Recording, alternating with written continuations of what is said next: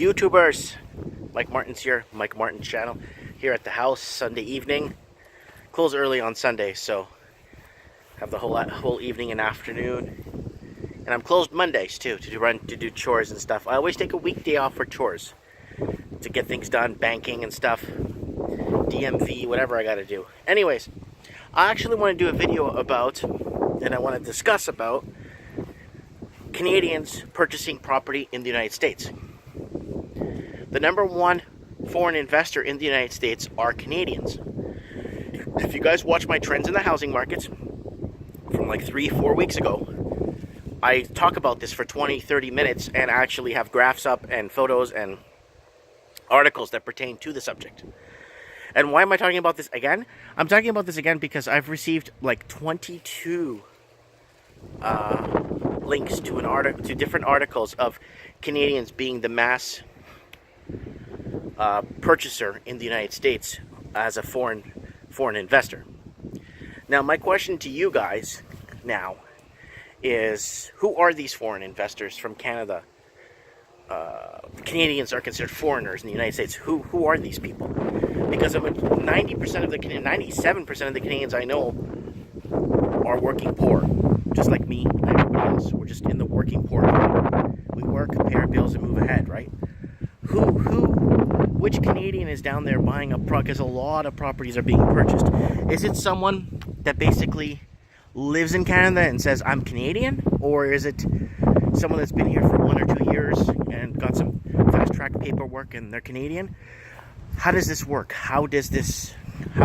If someone could explain to me, are they, like, I'm talking about are these people third generation Canadians that are buying up these properties in the United States? Because I don't know too many people that could go down to the United States. And one of the articles was saying a Canadian went down there and bought up 8 properties.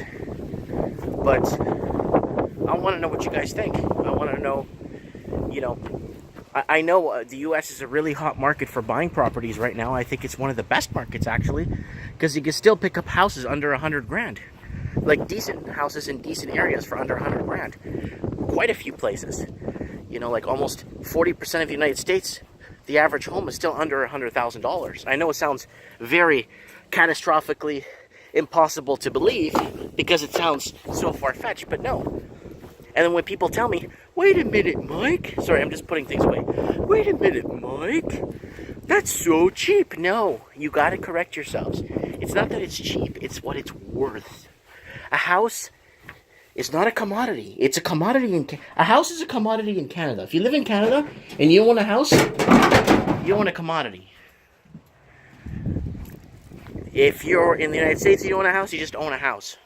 And a lot of people in the U.S., their cars are worth more than their houses. Believe it or not. So, I want to know what you guys think on that. About Canadians. I did bring up the article, Trends in the Housing Market. I gotta find which one it is. I know it's from I know for sure it's from 3 weeks ago. Or 4 weeks ago, I brought this topic up. And it's becoming a hot topic on the news.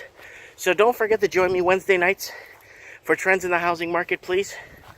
I'm live because I'm already talking about these things weeks in advance. Sorry guys, I'm just doing some yard work here.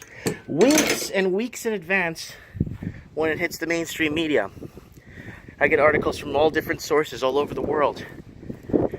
Let me know what you guys think. If you know a Canadian or have a Canadian neighbor that went down to the U.S. and purchased property recently, let us know in the comment section, because the majority of people I know are struggling just to pay rent.